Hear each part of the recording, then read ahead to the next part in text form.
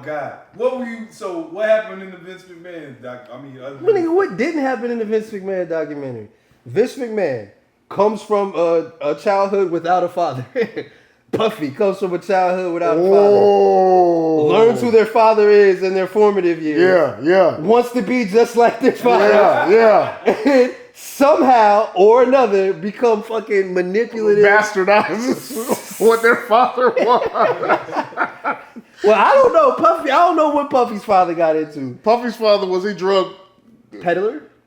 I think he was a little bit higher on the food chain, if you believe. I don't know what he was Frank Lucas, American Gangster. He was with him. But what did he do for him? I saw the movie. Frank Lucas treated them niggas like some hoes. He wasn't one of them, the cousins. Okay. He was of equal stature. Man. He was the nigga yelling, like, get rid of that motherfucker. you block that shit. That's alpaca, nigga.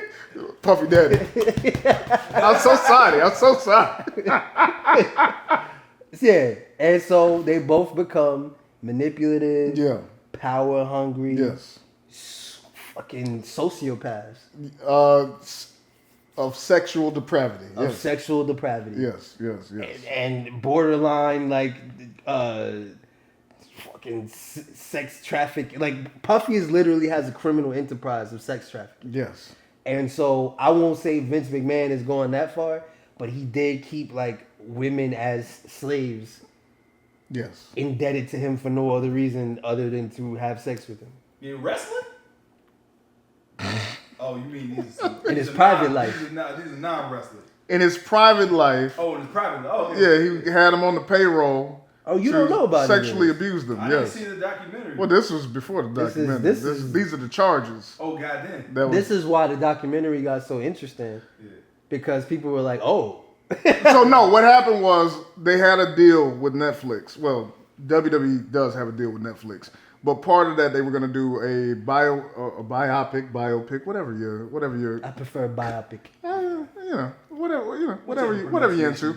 They were going to do a biopic on Vince McMahon, and they were also going to do. They also were in the process of doing a docu-series, and halfway through that, these charges come out. So instead of a glowing, shining piece on a hill, you know what I'm saying, of how great he was. They was like, skirt, nigga, let's now work in these damn new allegations and shit. So they were literally going to do the final interview, and he didn't show up. He declined to do it. Then he watched it, and he tried to buy it, like, to get him not to put it out. And then when they refused, he tried to contact Netflix because he was doing a deal with them. He tried to get them to, hey, can you... Not Netflix. He tried to contact the people who own WWE now. Was it TKO? TKO, yeah. Yeah, he tried to contact the owner of that to tell Netflix to put the kibosh in it, but they refused. Yeah. Because these charges are so crazy now, a lot of people are into watching it. So it's all over Twitter. It's going crazy. To the point where I wasn't going to watch it because I know all these stories already. Yeah. But then I was like, well, I guess maybe they're going to, expose all the business, buddy. Yeah. So I started watching it. Yeah, it's the same stories, but it's like the stuff he's saying.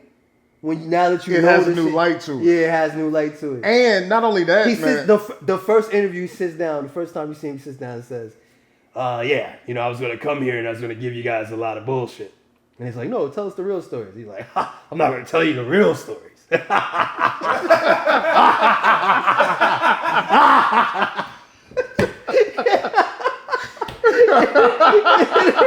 then it cuts to Triple H. He says, he's going to tell you what he wants you to know. Fucking lights get dim, nigga, zooms in on his face, and only what he wants you to know.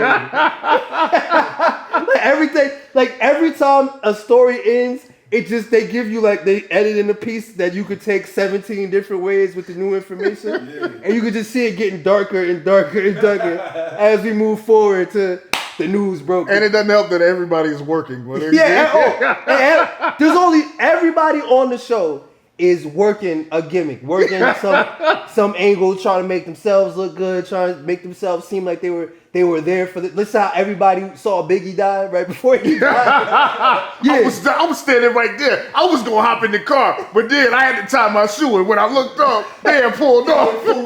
So Knight asked me, did I want to sit on the motherfucking windshield? And I said, "Oh, Marlon Wayans, you so crazy."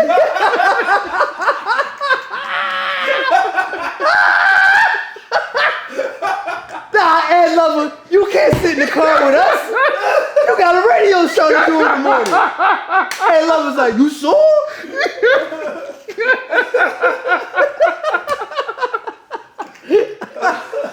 That's how the wrestlers are. I remember when Hulk Hogan was about to slam Andre, right? I said, Andre, you sure? You were built your Andre the Giant persona for 32 years. You gonna just let him slam you? And Andre said, so that they on there telling the stories like they was right there. Andre walked by me and I knew that was the night. And, except for one person. There's one man on there that's just brutally honest. Is it Bret Hart? 2 people. 2 people that's just brutally honest. I love it. I just do that. Tony Atlas. Tony Atlas is 85 years old. And is begging to go to jail. It is a black man. And like every 85-year-old black man, he done lost his fucks about 20 years ago, right? And he on there telling you just like, yeah, we used to treat women terribly. Just terribly. Wait, man, we used to treat women. And I like feet. Did I tell you I like feet? I like me some feet. We were some horrible people. We were horrible people. I did all the drugs. I know Hulk Hogan did the drug. I was doing it with him. We had double-sided needles, buddy. He was saying,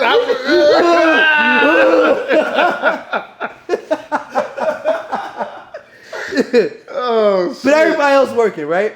But what they do is, the editors, what they do is, they'll put the story of you working and then put 5 people behind you that say the exact opposite of what you just said. And so I'm like, it's entertaining from that standpoint. Oh wait, I can't do this. Yeah, nah, you straight. They said, how much of the Mr. McMahon character is actually you? Not much. Yeah. And then the next nigga get on, pretty much. It's mostly him. It's mostly him. Then they go to Hulk Hogan. There is no difference, brother. There is no difference. He starts shaking the camera. There is no tomorrow. I will say this though, if they would say like, Hulk, we'll give you $1,000 to say whatever bullshit we write on this paper, Hulk might have said it. His bullshit is always better, man. Nah, he ain't see, that don't work for him, brother. It won't work for him. He's not gonna say what you told him to say. He's got to work it a little bit. Right? Hulk Hogan, get on here and say you're gonna be on the 9 o'clock news. Doesn't work for me, brother. I'm really actually gonna be on the 7:30 with a slight delay. I'll be on the 8:59, brother. But I'll be broadcasting from Japan. It's gonna take an hour. So all you Hulkamaniacs, look at brother Hulkster. You know what? But my takeaway from that whole ordeal is like the shit that we already know as wrestling fans throughout the years, and it's just shit is just commonplace to us. But seeing it through the light of like the average Joe public look at it and say, what the fuck is, like when he said there was an idea where he was gonna have a storyline where he was gonna impregnate his daughter. And I'm just like, oh yeah, I remember. Yeah. I heard that story. Yeah. And like, when you hear the fucking reaction from the average person, they're like, what the fuck? Oh, this guy's sick. He's sick. Sicko. He's sick. I'm like, yeah, wait till they get to that Kiss My Ass Club, man. Yeah, Yes. he did that on live TV. He pulled down his pants A club of people. I was there. Nigga. and made men and women kiss his ass, Yeah. literally. Yeah. No, I was watching during the Attitude Era. Yeah. I know how ridiculous it got. And that's what I'm saying, man. And now under this new light, looks a little different. It looks a little different. You realize that this nigga's sense of humor is born out of just depravity. Sickness, my just nigga. depravity. Sickness. And we thought he was just he was just doing that because he was trying to push the envelope. Yeah. Like, nah, he wasn't doing too much pushing, my nigga. That was the envelope, man. Open the envelope, nigga. You are a sicko, He was nigga. in the mail, allegedly. Right? Yeah. Yeah, you see what they did? Ah, It's just me, Versace. but yeah, they said they part of the allegations were that he had a dildo collection. Pause. And he would name them after wrestlers. Oh my God. And he would use them on these women. You know what I mean? Like, and then he would call it like it's a match. It's from what I heard. Right? He'd be like, "Oh, here, the Undertaker's really working her over. Here comes Kane," and he'd use his Vince McMahon voice. Are you serious? Nah, it's made down. What the fuck? however, though, Who's got the transcript? what is not made up is he did take a shit on the bitch's head, my nigga. No, that's true. And then go take a shower, my nigga, but leave the shit on the bitch's And told her head, my to nigga. don't wipe it off. And told the dude, much like Puffy, he had like performers in there doing stuff with him. Did y'all tell me about the thing where, or did they talk about in the documentary thing that you said about him having a humiliation fetish or something like that? They haven't gone into that yet in the documentary, but yes, I You think they're gonna go into that? no, I don't think so because I think most of it was done. So they're probably going to fill the last episode with the stuff, the allegations, and probably go over that. They're probably not going to spend as much time as possible. However, I do believe he has a humiliation fetish. Yeah. And I believe that's, if you look at his track record all throughout wrestling, he would take these big figures that came from the territories after he would take them over. Do we have to go into this? I mean, all right, fuck such it. context. All right, so I got a question after we. Yeah, go ahead. in the beginning of wrestling, the country was cut up into territories. Yeah. And you were only allowed to work in your territory. So your wrestling stars were local heroes. And because TV wasn't yet national, nobody knew what was happening in your wrestling show unless they showed up that day. You would do commercials maybe, but you had to show up that night. So they would go through all the towns in that territory and run the same shows over and over again. And this is how they made their money. So if you was in Florida, you were in the Florida territory. If you was in Georgia, you was in the Georgia territory, so on and so forth. Vince McMahon's father had the New York territory and so on and so forth. Vince McMahon Jr., when he took over, his idea was, fuck these territories. He was almost like, I don't know, Scarface. Who was the person that took over other people's shit in the drug game? Yeah, I mean, you know that. He's like Scarface. He said, fuck all the imaginary lines. Ain't nobody telling me I can't get money everywhere. So he started cherry picking the best talent. He started moving into the territory. Macho Man is from Florida. I'm gonna take Macho Man part and parcel. Hulk Hogan is over here in the AWA. I'm taking these people. I'm building them. I'm not really adding that much to them except some little glitz and glamour because they already had a developed character. But I'm gonna bring them in and make the whole thing national. And then he started putting it on national TV. Yeah. And so they started making the most money. Then he was stealing ideas. This is something they don't go into on there. That's another thing. Like, the way Vince McMahon, since he won, the way he works the general public, he makes you believe that he was like, wrestling was a fucking underground sport. Yeah, I brought it out of the bars and the fucking. I mean, obviously, if I may, if I can give you a description of a person, right? The son of a very wealthy person, right? Takes a small loan from his father, right? Yeah.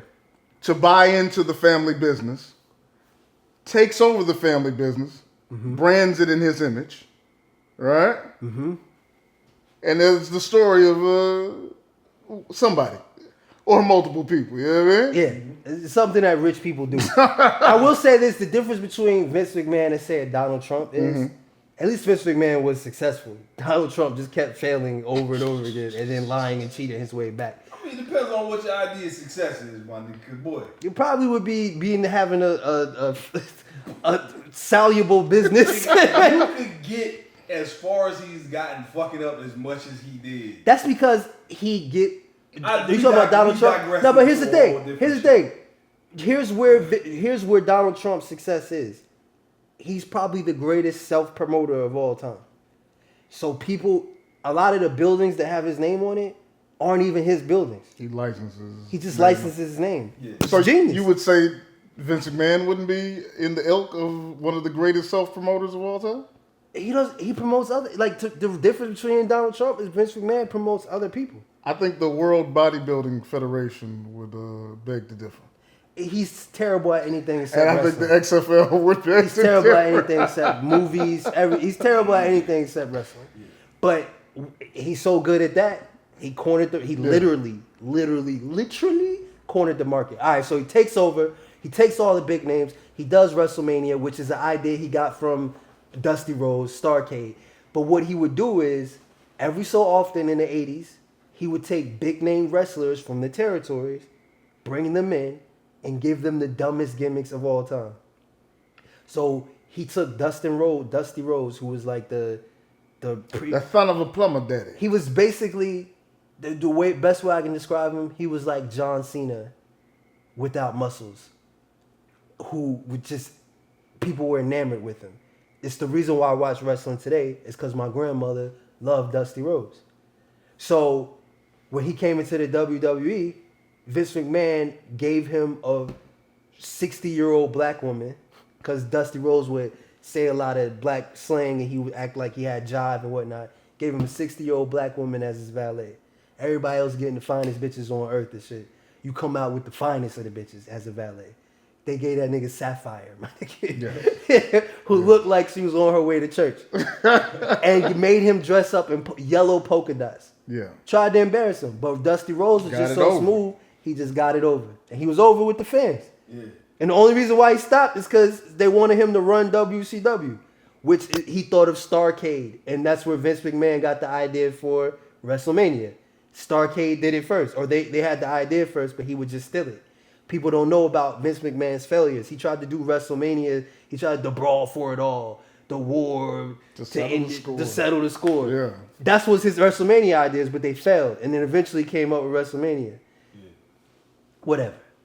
They try to make him seem like he just was Jesus sent into the wrestling world. He was not. But okay, he wins. Ultimately, he wins, right? And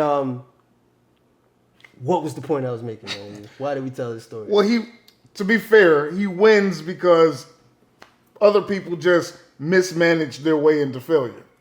He helped them along, though. He helped them along. Okay, yeah. So what I was saying was what they don't tell you in the thing.